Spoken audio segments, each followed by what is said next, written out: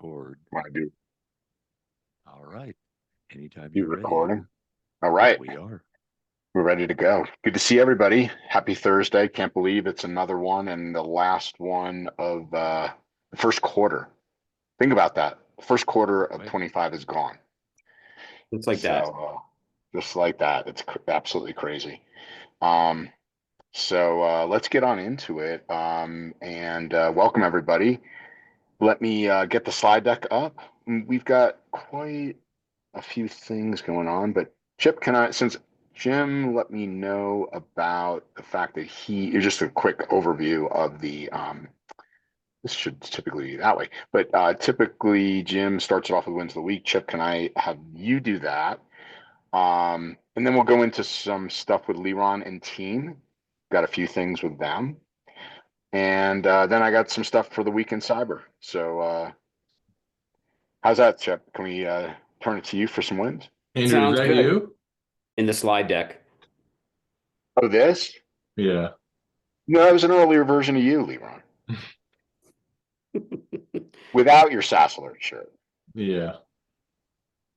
So, Andrew, I'll start off with my my win of the week, which Yeah. is the Sassy Report is in final coloring. Let's put it Okay. that way, in terms of the graphics and stuff. So, I expect that to be out by the time we meet next week. Okay.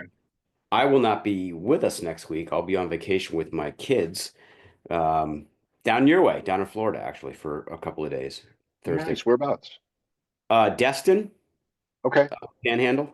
Yep. Very nice. Yep. So, Good. Good. Enjoy uh, that. but we, lots of good stuff to be rolling out in that report. It's amazing reading through the data how much we've grown and how big our data set has become, and how steady the results are compared to when we were, half the size in terms of partners and actual businesses that are being monitored. So it's, the more things change, the more they stay the same in some respects. So I find it pretty fascinating.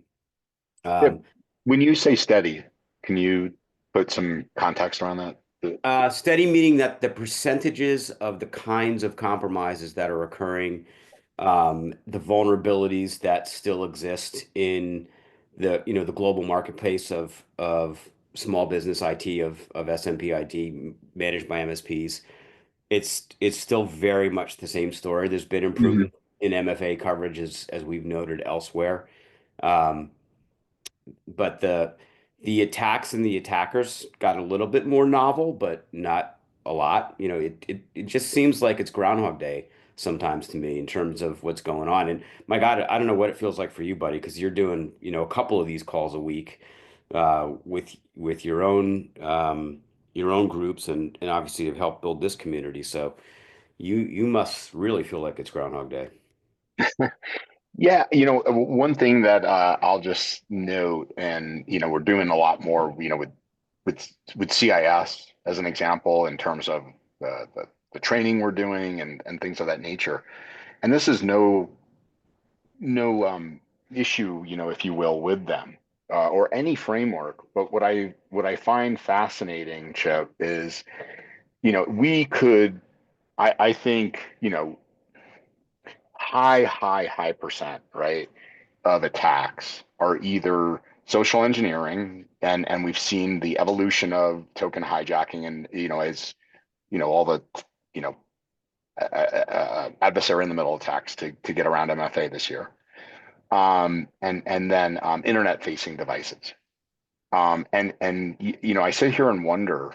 I'm not going to tell anybody they shouldn't implement a framework. They absolutely should, because without core foundational security, you're just opening up Pandora's box. But boy, I just wonder about reprioritization when they come out with version 9, or any framework.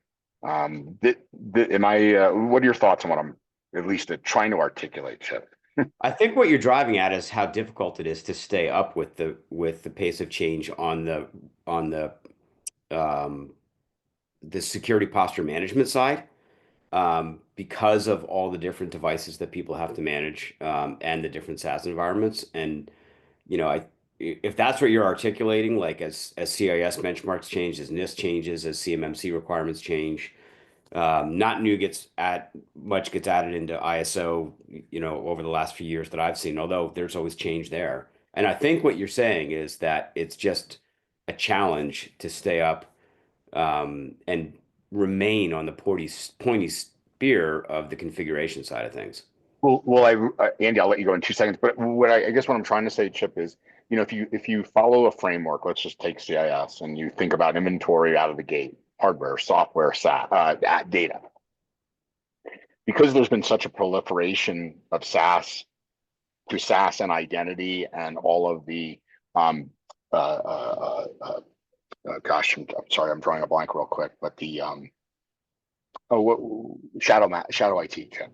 Because of all of those things, I sit here and wonder should identity and internet and inventory of internet facing devices, I know it would never get there, but it's just should that be first? Oh yeah. Well, look, the notion of identity being first is the founding thesis of SaaS alerts as a product, like Right. literally why we built it. Um, and obviously devices matter a lot, which is why we've pulled so much device information out through the RMMs, and now EDR agents, and there's more coming in that realm that um, Lee Ron is busily working on, and will be, I don't want to reveal anything, but there'll be more things that are coming that get tossed out in Vegas at Connect. But identity is, our mantra, right? It's all about account behavior analysis, and that's identity. Mhm. That starts with Mhm. identity management, identity access, and it moves on from there. So Yeah. I couldn't agree more on that piece. But I do think that the CPSM part of this, the configuration management, is something that changes a lot all the time as products evolve, and I think that can be. I thought what you were saying is that can be a challenge for MSPs to stay on top of. Uh, 100% it can. if there's one thing that you got to stay on top of, it is it is the identity, no question Mhm. about it. Yeah. Uh, I personally don't believe that anymore that data belongs on local devices. I think it's unsafe. I've thought that since the last company, which is why we built, Cloud Workspace when we did, to get data off of individual devices. It's better managed in the cloud by professionals than it is by, and by professionals at scale who can afford the security than it is by small businesses. So I've believed that for a long time. I think the worst place to be as we continue to roll forward is in a hybrid environment where you've got a combination of cloud and on-prem, and there may be even people on this call. I'm certainly there's many MSPs that would want to kick me in the teeth for saying that, just because of the restructuring of revenue models. But from a pure security standpoint, those principles now seem obvious to me and are borne out by the data. Well, Google certainly agrees $32 billion with you, buying Whiz. So, Yeah, uh, so a little irony for there. We've always used a set of tools that were formerly provided directly by Google, for running 24-hour a day scans on our systems infrastructure. Because I think everyone in this call knows we're built on GCP. And we just recently switched to Wiz, and then they turn around and get picked up by Google. wow. Andy, thanks for your patience. What you got? Well, first off, I really missed last week, but secondly, I'm asking this question around mobile device awareness for multi-factor authentication. Is Do we have, or can SaaS alerts actually detect what devices may have authenticated with multi-factor? Do we have that ability to say, hey, look, maybe their IPMI might have been stolen onto another device? As you begin to do this process with PSAs, I'm beginning to think of that. The second thing is, I learned today of a browser hack that basically allows an extension to take over another extension's identity, capture information, and then put it back. For example, if one password was usurped for a moment to have you recredential and then put it back, all the passwords would be exposed. And I'm beginning to have one after we talk about identity with phones or multi-factor authentication, then I go to browser security and knowing how that's being done. These I see as really great talking points to have with SaaS alerts. I'm sharing at least an opinion. Well, now since you raised your hand, though, you first have to share a win of the week. We're in the win of the week section. Wow. All right. Well, win of the weeks are a continue evolution for me, being part of this call and having my sense of security raised, that I am now picking up vulnerabilities that I would have never gotten, and being a part of Andrew's MSP or CIS mastery for MSPs, and the information that was shared just last Friday was huge. So I am now full on deep into the security piece of this. And as it relates to SaaS alerts, we are continuing to add SaaS alerts on a weekly basis, and I am totally stoked. Awesome. Well, So, And they should raise the prices, right, Andy? and we get to raise our prices. I haven't gone that far yet, but we'll get there. Teresa, I need. So Andy, to your questions, I'll cover the easy one first. Browser management is heavily on our mind, and you should expect in the next couple of quarters that there'll be a very Fortify-like approach to browser management built into SaaS alerts. Awesome, because the way I'm understanding how easy it is for extensions to be manipulated, it's just amazing. Yeah. Look, and right out of the gate, the solution that exists today that not enough people take advantage of, it really only something you can take advantage of if you're a Google Workspace shop, but Google Workspace has terrific controls. You must standardize on Chrome as a browser, but it allows you to lock an awful lot down. And there are other tools out there that will assist with that on the edge, Chrome, Firefox side. But we are well aware of what's going on in that marketplace and are moving swiftly to bring that into SaaS alerts, that capability. Good. As for the mobile device piece, I is Adam on the phone with us or on the call? No, I Oh, somehow no. approved a vacation for Adam at the end of Oh my gosh, quarter. Leron, how could you do that? I know it's a big mistake. So I would defer to Adam on this one, Andy, because I'm not as aware in the detail level of what we can get out of our coming Intune integration. He and his team are actively building that, expanding Intune monitoring, and I don't know what's available in terms of picking up a specific device ID for whatever device, whether it's a tablet or a phone, for MFA, because there are other things beyond that. If you think about it, there's YubiKey. YubiKeys, absolutely. That would be a separate case. Lots of people use keychains with a fingerprint, on their device. So there's a lot of moving parts there, and I try to always answer you guys honestly, and this is one of those honest answers of I actually don't know what we're going to be capable of. So I would say if that was possible, I think that'd be a great value add to SaaS alerts and the ability to create rules based on that. Hey, we don't know this device. Couldn't agree more. One thing I will throw out that this came up in the call, by the way, Andy, with Eric Woodard on Friday about BYOD. It is the challenge of BYOD, right? And this whole thing about are your customers who have their own devices going to allow, right? This is rhetorical. It's not, I'm not looking to debate it, but he's firsthand, so one of the areas that when he works with a company, and he aligns he talked about a GRC light, right? So what 54 out of the 54 controls, I can control 40 of them or so, and you have to control your 14 or your responsibility. Most of the time there's a big, I don't want to say argument's the wrong word, but big discrepancy on what a company will and won't allow and the own devices. Now, should they, if they're accessing corporate data? Yeah, of course they should. But I think, what I'm saying, Chip, is I think there's this massive discrepancy. And if there is, if someone's pushing back, that's where you have to say that's yours, right? Yeah. As an MSP.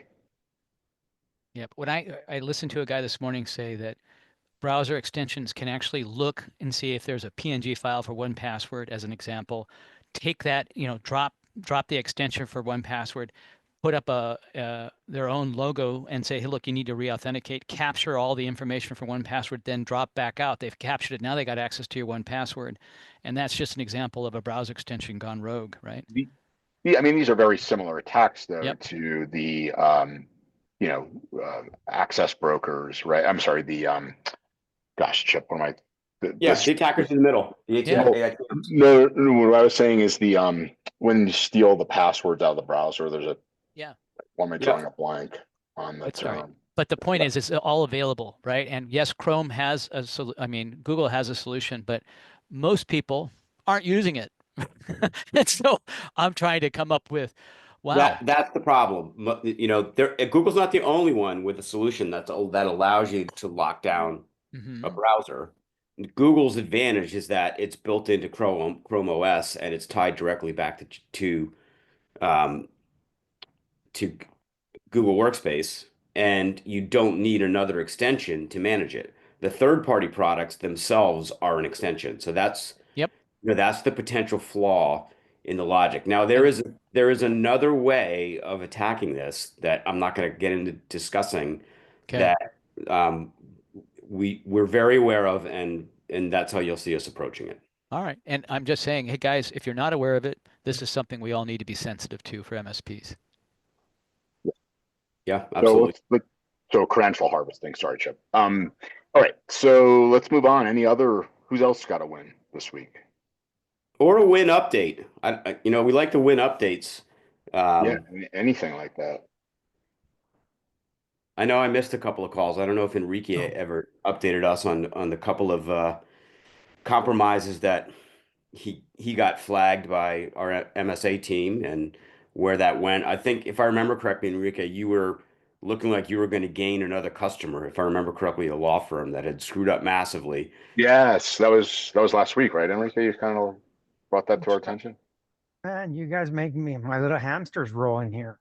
So going back to the one that started the breach from my customer, yes, they became a customer. They're on SaaS alerts. Nice. But trying to remember the attorney. Right now, my only goal is getting everyone by tomorrow on 365 Business Premium before the first that the promotion ends, but the 15% discount. So that's my win, or must be my win. Got it. That's your game in progress, and you're gonna win it. That's what you're saying. I have to get to 100%. Good goal. Yeah, I think we're really close to get our first client on SaaS alerts. I've been working a little bit with Anthony. They're going to be about 300 endpoints. Nice. They're headquartered out of Ireland, but they're global. They've got people on every continent. So it's a nice complex implementation at that. But I'm actually presenting to their CFO and the head of IT. I've been working with him, but tomorrow. And hopefully we'll get a go, no go decision tomorrow or early next week. That's That's awesome. awesome. Yeah. Congrats. Are they an Irish company? Like that's their actual incorporated headquarters? Yeah, it is. Yep. You're going to spool them up in the EU for us with SaaS alerts? Yeah, I'm gonna have to talk to you guys about how to best do that. So I'm new enough to the product. I don't know how to answer the question yet. Okay, got it. But I'll be in touch for sure. Yeah, we're running them in a trial right now. In fact, I need to disconnect their tenant because I don't think we'll have a buying decision by Monday. But we collect a lot of data, been running a lot of reports, been sharing a lot of screenshots and walking them through the UI and what they can see. And it's a little scary and valuable all at the same time, right? Yeah. And they are very loosely controlled as far as IT goes across the group. They actually have no idea in most of their sites what IT controls are in place and what are not. But for the most part, they have everybody in a single tenant. They have 2 or 3 that were migrating, and South Africa, I think, are going to go next month into their corporate tenant. So we're going to try to get them down to a single tenant for the whole company. Is it all 365? It is all 365, yeah. Yeah, I mean, there's nothing wrong with subdomains, you know, single tenant, but subdomains for their different business Yeah, units. exactly. We maintain the different email address domains and those things for them, but trying to get them into one management place and try to get the group to do all of that from a central standpoint. And then we can work on endpoint stuff and servers and what they're doing, you know, as kind of a next phase. That's Yeah. awesome. Yeah, that's fantastic. Yeah, just to double down on what Chip said, Leron and their team spent a tremendous amount of time last year. I think it was right, Leron spinning up the different data centers and so that's typically obviously going to be something of contention, or I shouldn't say contention, right? But where are they domiciled? And they've done, meaning they being SaaS Alerts has done a really good job based on region. So. Yeah, Okay. if the Republic of Ireland, the place to put them is Germany. That's our EU data center presence for all they're wanting to be going to be covered by GDPR. I'm assuming that they're Republic of Ireland, not Northern Yes, Ireland. yeah, that's correct. Republic But of Northern Ireland. Ireland has its own thing that's GDPR like with Great Britain. Mhm. So it still works out the same way. Germany's where you're going to want to go. Okay, all right, that's great. Yeah, and Leron, are there any or somebody on the team here? Are there kind of links in the help area section that can kind of point Bob like where to look at data center stuff? And if anybody can give put that in chat for Bob, that'd be awesome. That'd be great. Thanks. Leron, that took you about what, 3 or 4 days to get all that done over there? It took longer, but the reason that it took longer is because we wanted the flexibility to quickly spin up data centers around the world in the future. Got it. Now it's infrastructure as code, Andrew. Awesome. Not quite one day, but getting pretty close to being able to spool up anywhere in a day. Good. Anyone else? All right, Leron, I'm got you kicking things off. This increase. Leron, are you a Spinal Tap fan? I was gonna. Do you know Spinal Tap? I know what it is. Yeah. All right, because yours are increasing, and so I was looking for the perfect Spinal Tap meme, but I couldn't find it in time based on the short window. But let me let you take over. And Yeah, so we've increased our data storage policy from 365 days to 400 days. And this is because sometimes with the 365, a lot of the compliance frameworks require you to have the full 365, but there's gaps in coverage. And so we wanted to give you that additional few days there for that. It's also based on customer feedback. We've had a lot of customers tell us, hey, we need more than 365. So we've gone ahead and done that as well. There's nothing for you guys to do on your side. There's no extra cost or anything else like that. Except for Andy Rowe, his rates are going to go up. very true. Yeah. I'm grateful, Chuck. Really. Thanks. So that's that. And then one more quick thing, and that is we plan to release the approved ASN names and locations tomorrow. And I will quickly share my screen and take 30 seconds to show you all what that looks like as soon as I can figure out how to do the screen share.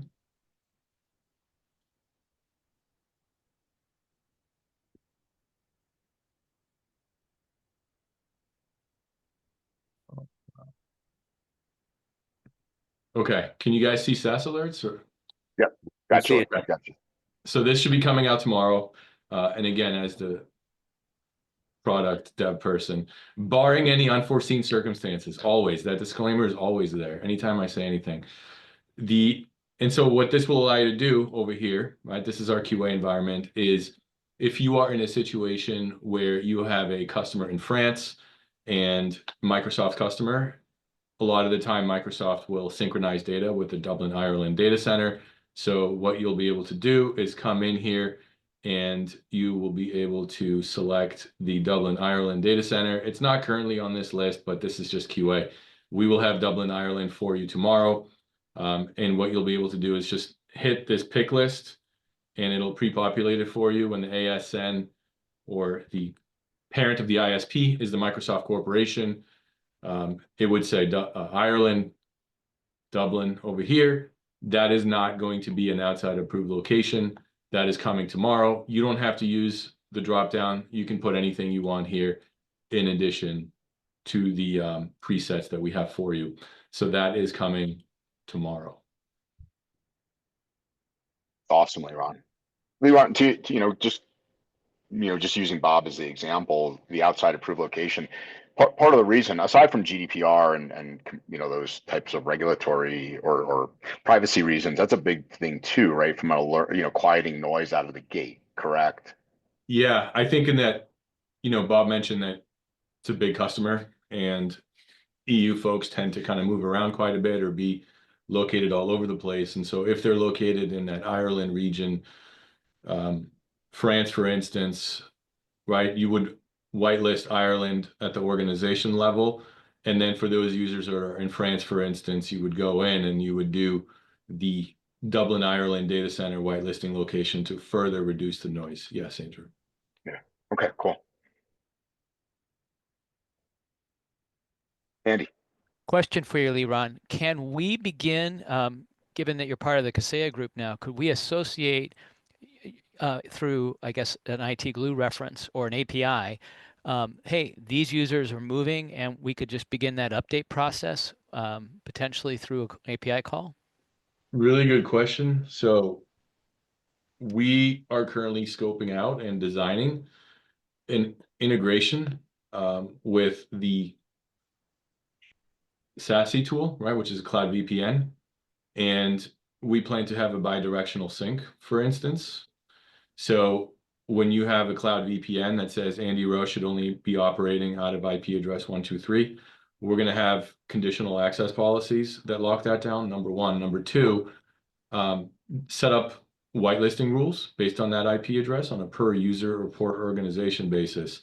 So that's one. Two, we're also looking at employing the Microsoft usage location as well in order to get the Microsoft usage location out of Microsoft and then synchronize between SaaS alerts and a bi-directional sync there as well. So to your point, Andy, like once we have that in place, if IT glue is the next logical one that we look at for doing something like that, we'll definitely take a look at it. What you're just describing is a potential automation around helping to secure cloud access at any time, any place, based on the fact of what we know about the endpoint and the user.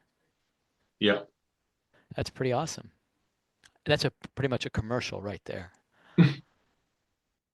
Look, I think the ability to use a cloud VPN and locking down your customers to a singular IP address from which they should be operating and basically blocking access to everything and to be notified anytime something happens outside of that IP address is a very powerful cybersecurity feature, which is why we're pushing so hard to get that done. Great stuff, Leron. Should we move on to Miss Amanda with the service principle? Yeah, my slides are actually in the opposite order. I have the ones up first for Alex and I, and then that one. Okay. Okay, perfect. Oof, I've never shared before on this. Let's see. Yes, you Did have. Zoom? No, I switched to Amanda. Linux. I've never shared before like Oh, That's my win of the week, Andrew. I got a couple of our people to switch over to Linux. is that right? What was the driving force there, Leron? The fact that in my 30 years of Microsoft experience, you have to reinstall Windows every 2 years. Mm-hmm. Got it. Leron. Come on, tell the truth. Who You got could you just to go Mac.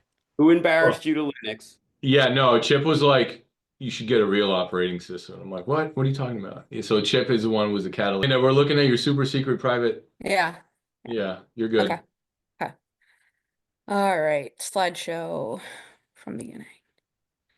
So 2 things to talk about today, the respond filters and then the new event. So as far as the respond filters are concerned, we have 2 new filters. This is for the enter device ID. You can use contains, does not contain, exist or does not exist. And same for device name. So separate filter device name, but you can use the operators contains, does not contain, exist, does not exist. And so the power of this is Going into detecting if a login, like, so the example rule here, right, is an attempted login with OAL from an unknown slash definitely not registered device. So you can see here in the list, enter a device ID does not exist and device name does not exist. We found that in the research that Alex conducted, that you need to use these two in tandem together. And when you do this, you confirm that the device has not been registered, regardless of you using Unify or not, because we're getting the device, enter device ID and the device name from Windows directly.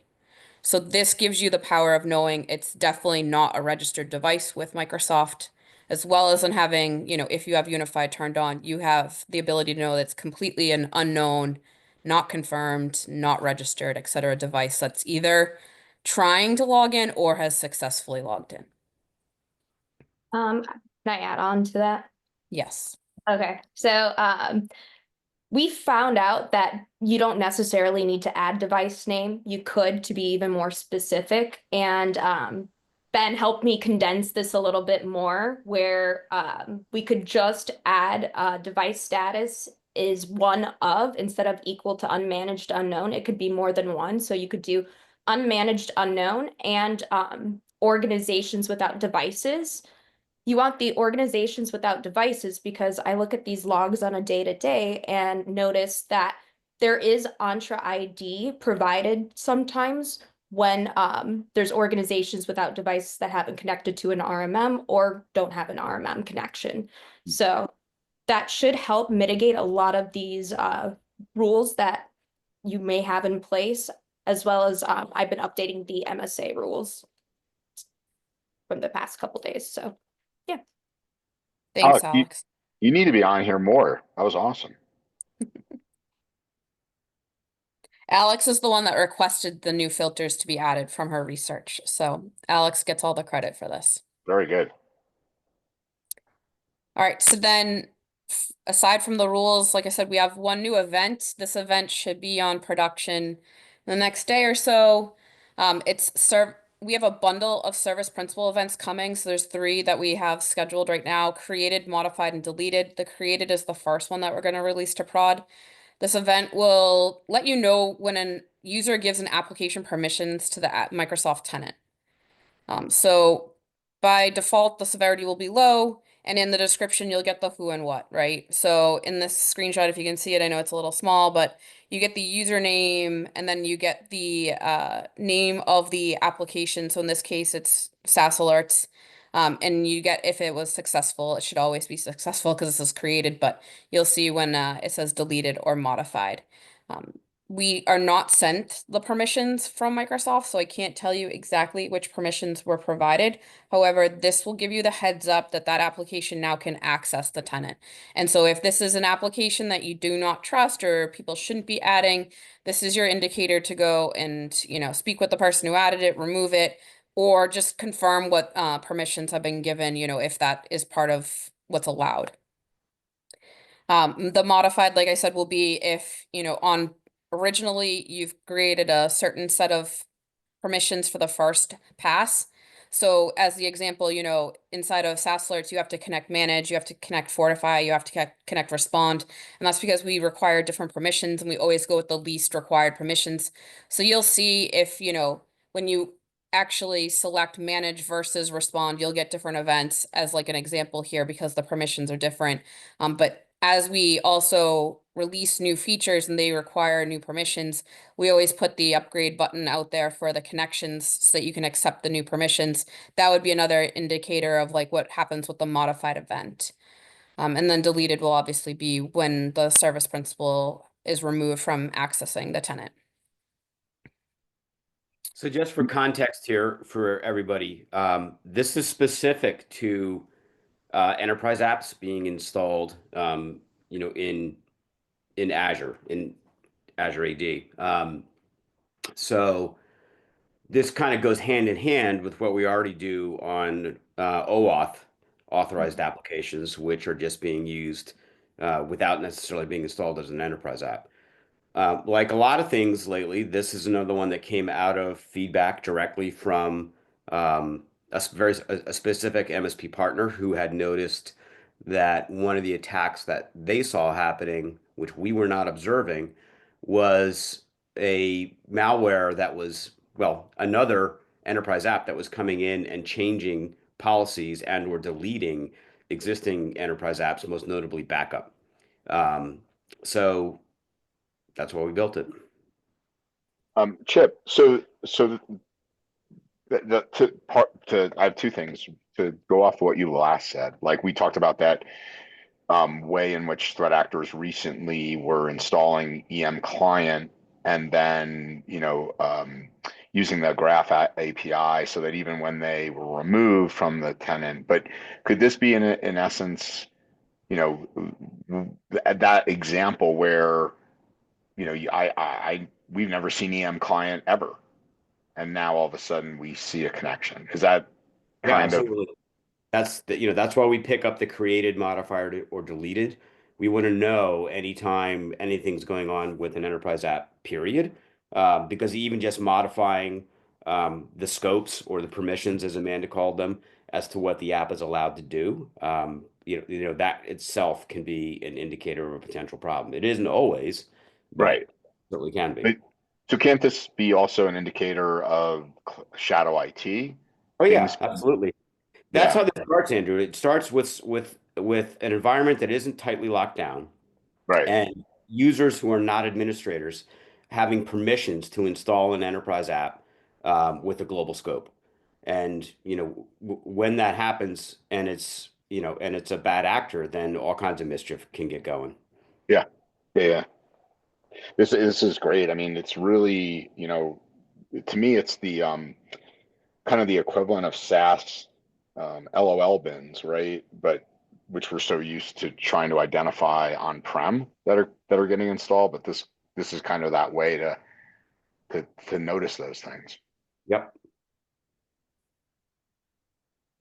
Really, really good stuff. Awesome. Thanks, Amanda. Yep.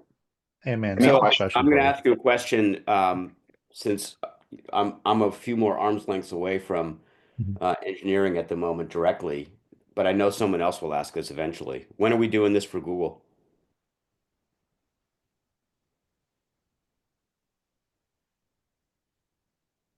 Should the answer be ASAP? I think I just put Amanda on the spot. I think she's having the Linux computer just went down, Chip. So that could be. That could be. Yeah. Kernel panic. When in doubt, the penguin went down, and that's it. That's the end of that. So I was being sassy there, but for the small number of folks that are on the call that have Google Workspace clients, there is a workspace equivalent to this, and that'll be somewhere in the roadmap in the future as we make sure we work out all the kinks and how this flows. All right. Anything else? Any questions? Ben, were you raising your hand there? Yeah. Amanda, are you back? Yes, I am. Okay. I was curious, what's the difference between that service principal alert and the SaaS integration alert that we have? Yeah, so the SaaS integration is going to cover more. OAuth. Sorry, what? SaaS integration is going to cover OAuth. So it's you're using your Microsoft or Google Workspace account to sign into another SaaS application. Right. And it goes across more than just Microsoft. This event is specifically when you grant another application the service principal when you grant it to the Microsoft tenant. Good to know. Thank you. Good. All right. So let me share back out my screen. May I just express how the rate of change that's happening with SaaS alerts and the depth and breadth that you're taking, it's becoming challenging to keep up with all of it. I'm really excited about it. I thought we didn't innovate. Wait, who said that, Leron? That's the reputation, right? Is that once companies get acquired, they don't innovate. I'm just saying we are innovating as aggressively. No kidding. Yeah. Yeah, that's awesome. Okay. So just kind of give you some context of why I wanted to talk about this today. I would so we following the 2025 Right of Boom, we implemented an advisory council, and from now on, MSPs are going to drive the content for Right of Boom. So there's a reason I'm telling you this. One of the most highly rated session, you can go out there and vote now. You go to Right of Boom's website, you can write in stuff, you can vote on the top ones that MSPs in the advisory council chose, but the number 2 rated from the advisory council session that they think would be important is client risk assessments and how to generate value. So knowing that that was a top rated for them, and then, you can go out and vote and rank these, I started to think about, okay, well, how many of your clients even understand risk management, right? As MSPs, right, Andy? Not right. I mean, would you guys probably say on the margin, right? Even Bob, if I could come back to you for a second, that's a pretty big company, right? That 200-300, and they have no kind of very loose controls, right? I will just say that last week I got a call from a customer a prospective customer, who said they just realized they paid $52,000 to a vendor who had changed their bank account and didn't know it. In other words, this would be a part of that risk assessment process. Do you have good controls when you're changing bank accounts for vendors? Right. And Andy, the question I wanted you to hold on to that, because it's about questions. You were at Right of Boom, you heard Tina was at Right of Boom, and some of the others heard Brent Adamson about, the key to the selling in the future is about empowering your customers or prospects to ask good questions so they're confident. They understand the right questions to ask, not in us, but in themselves. So I'm going to start off here just for a moment, and I'll put this report. It was really well done. So as you guys know, I always look for kind of some good reports that are written. But you'll notice in the report, even though it's well written, the majority of your customers, and I would argue sometimes even MSPs running, a risk management program, that's something not a lot of us do. And so let me just kind of start off the framing of it, right? So, what is information risk? I don't have to read this, verbatim to you, but you talk about, if you look at NIST or others, they go into talking about, well, what is it, right? And this goes into the, if you've done the CISSP, confidentiality, integrity, availability of your data. These are very dry type of terms. And then if you look at the clinical measurement of risk, it's likelihood of an adverse event times the impact to the business. These are, again, very clinical terms. And there's a reason I'm setting the stage here with you guys for this.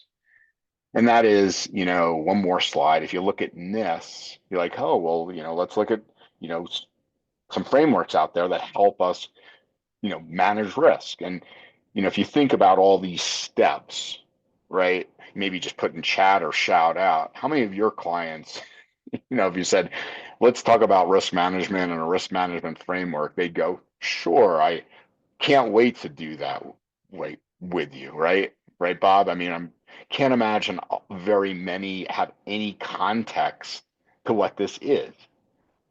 Fair, everybody, so far? All right, so then any comments there? Or, sorry. Yeah. I think Ben is I am. logged into the SaaS account. He says that's why you have to team it up with pizza. I chuckled because he's right about that. I mean, back in my MSP days, this was a big part of our practice was risk assessment, and we almost always bought the client lunch to take them through, their first walkthrough, post pitch, and get them on board. Yeah, and this is hard. It's hard because, again, for them, and we're going to get to I think, how to do it better. It's like paint drawing on the wall, right? Although it's critical, right? But again, it's nebulous so far because we haven't tied it to what they care about in their business. And we know MSPs, your clients care about, right? First and foremost, is how they make money, their customers, their reputation. That's what's on their mind. So I put a few rhetorical questions right here, like how many of your clients have, defined roles and processes to manage risk? Can you guys think of any, right? Maybe these are needles in haystacks though, right? If you do have one, not a lot, right? What percent of your clients have processes for managing and reporting, monitoring and reporting? What percent have, taken care that, if a business can't operate or fulfill orders, they've thought about those things, right? So how do we begin to get our clients and prospects to make better decisions and get on board? And then to me, it's speaking the language of the business. And again, for those of you that had the awesome experience to listen to Brent Adamson, to me, it's in the questions we can ask and get it into something that they go, I can start to get a sense of why I care about risk. So I put these together, Chip, a few questions that I think, a business executive or executive sitting in a room, could go, wow, I've never thought of that, or I don't know if we have the answers right to those questions. But let me take a pause and just get some feedback from anybody out there that, based on what I've shared so far. Any comments? I'll put start to something in get the it chat. rolling. Go ahead. Yeah, go ahead. And one of the things that I know we've talked about in this call, but we also in the past, but we, often have newcomers in a different audience. My perception of one of the biggest blockers to this conversation with customers is their unwarranted belief that just because they're using Microsoft or Google or Salesforce or whoever, that means all of this is taken care of for them. It's that opening education piece. That's like the conversation opener. That's the icebreaker with the client is, look, you've done the right things making the selections that you had, and these products give you the tools to be secure and to manage risk. But that doesn't mean you don't need to evaluate your individual business, how it runs, how it depends on those tools, and how you need to configure them. To me, that's the psychological barrier that prevents a lot of MSPs from breaking through and having this discussion. Is their customers just think, well, you recommended Microsoft 365. That means it's secure. Yeah, and I think, maybe again, Bob, if I could just use it as an example and using these as so the thing that I've recognized in my almost 30 years now in this space is it's often about conversations about tools and risk and what if you don't do this and have you heard about this, et cetera, et cetera. Whereas like for Bob, like one of the first questions that maybe you should say, hey, look, what we find with companies your size, and we work a lot of companies in the 200 to 300 range, is often they feel, you made a great decision, as Chip says, right? Compliment. You made a great decision going to M365. However, have you and your teammates, your IT, whatever, the executive committee, taken some time to really understand what Microsoft means by their shared responsibility matrix, right? Right, Chip? Because that's really what you just said in a different way. Absolutely. Right? And remember, with Microsoft, it's even worse. You get hacked, and somebody else in the Microsoft universe gets hacked because you got hacked. It's your responsibility, and we're going to make you pay for it. Yeah. So, right, you know what I mean, Bob? What are your thoughts on that? Yeah. Like, because they basically already acknowledge, so you want to empower them. Yeah, I mean, we started this conversation at the board level, and we did put it in business terms. That's awesome. And we started with, we're at war, a cyber war, against enemies, foreign and domestic, and we had this whole pitch kind of thing. And we told them, with automation and AI, the hackers are just getting better and better, and you have to do more. And what happens if you lose a laptop, a server, a data center? We said those same things. Can you run your business? Can you process orders? Right, and that's awesome. What I'm suggesting, and again, there's a small nuance, Andy, I'll go right to you. There's a small nuance as MSPs is that nothing you said is incorrect. So I just want to be really clear, Bob. That's an awesome job. Well, what this new framework of questioning is trying to do is get them as a team to answer these 3 or 5 Yeah, questions like it. I really like it. and facilitate. Like, I'm here to facilitate. I'm not here to tell you. I'm here to facilitate that in order for you guys to get on board and make a good decision with me or any MSP. Here's the 3 or 4 or 5 questions that I think, well, not I think, that I know in working years of companies your size, if these aren't asked and you guys can't come to consensus on what good looks like, it doesn't matter what the MSP you're evaluating is, because you guys haven't gotten aligned yet. So, Yeah, I really like that. Andy.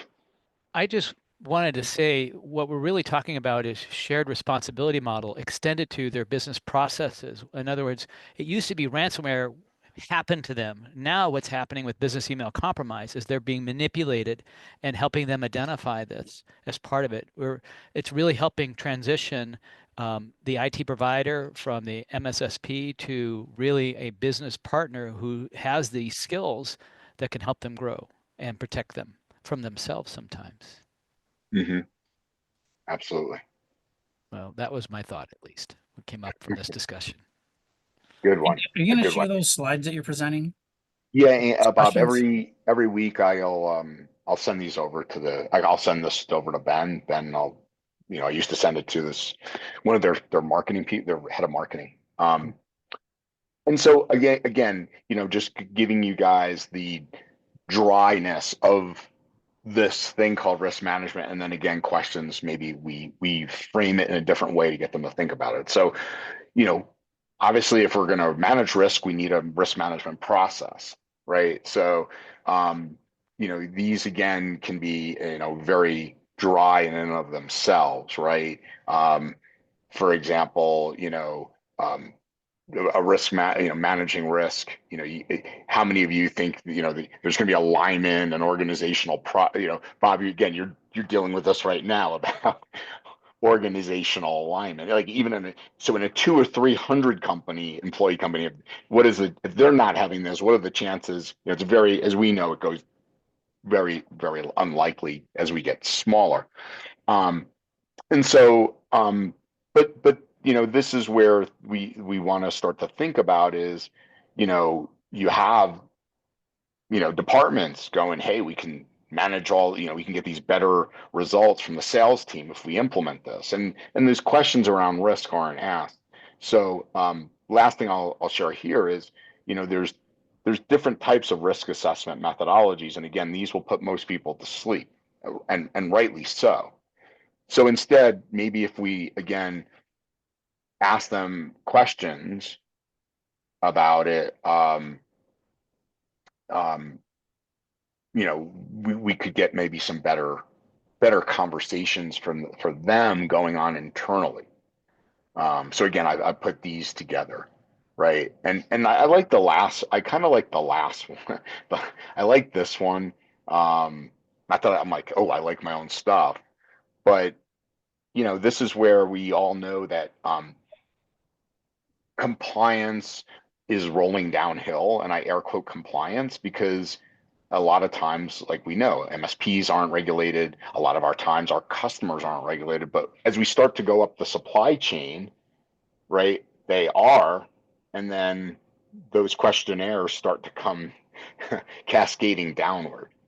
So, any comments on that before I move on in our last few here? All right.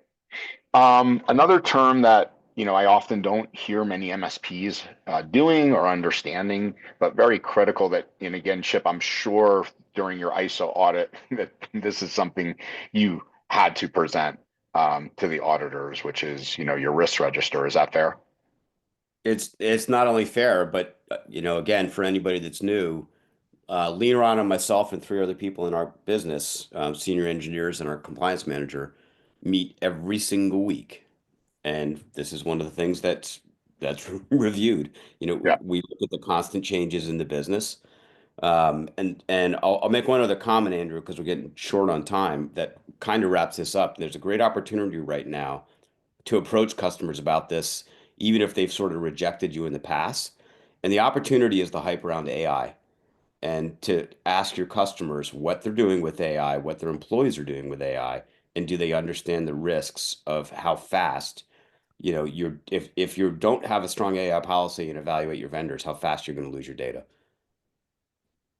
Well, you're one of your early investors, Sunil Yu, is betting again on that because Gnostic, his new company, that's what they do at the enterprise level, Chip. So, but really good point. Let's see. Oh, that was the previous question. Okay, so then once we understand our risk register, once we understand what those are and prioritize them, right, Chip? Then we've got to talk about the ones that bubble up. What's our mitigation, right? And this one I really like for manufacturing. Like we had Teresa, we had, well, Teresa or whoever. me. But for this, you on the cyber call 2 weeks ago, we had Eric Monroe on, it was called a friend of his. It wasn't a client. 200 employee company, 300 employee manufacturer that was down, completely ransomware. And I know you're shocked, Chip, but the manufacturing, it was a completely flat, non-segmented network. So the manufacturing that has Windows 7, right, was completely locked down too to operate the facilities. So in the last, again, where I know we're butting up on 1 minute left here, but the point being is, if you can't upgrade your manufacturing facility for $5 million and you need to run Windows 7. So what mitigating steps? Why wasn't there a mitigating step of segmentation on that? Right, that would have been one of the first things to think about when you can't spend $5 million to upgrade your manufacturing facility. So, any closing comments or thoughts, Chip, as we wrap this up? Well, the first one is I haven't heard that story in a long time, but back when we were selling again as an MSP and selling accounting systems, and those accounting systems were tied into manufacturing facilities, we had to face those same kinds of questions. So it's not surprising. It's tough to hear somebody say the word Windows 7 right now, period. But I agree with the overall point that we have to keep revisiting risk management with customers. I think there's lots and lots of customers of MSPs who don't want to do it and never have. And even for those who have, don't forget that it's like everything else in security. It's an ongoing process. It's not something that gets done once and never revisited. The Yeah. environments change, your physical security changes, your devices change, all of it. So it's at least an annual review with any customer, even if you've already done it. Yeah, absolutely. And I'll close with one again. Thanks for all being here. And that think about questions they ask themselves to build confidence, not the typical sales motion where we're seeking pain-based questions. So the confidence comes in their alignment, that you give them the questions to know, and that you've done this for years, and to help them with facilitate those conversations internally. So with that, have an awesome Thursday, and Be in 2 weeks. Yeah, have a good vacation, Chip. Take care, everybody. Vacation. Thanks, Thank you, guys. All right, bye. Bye-bye.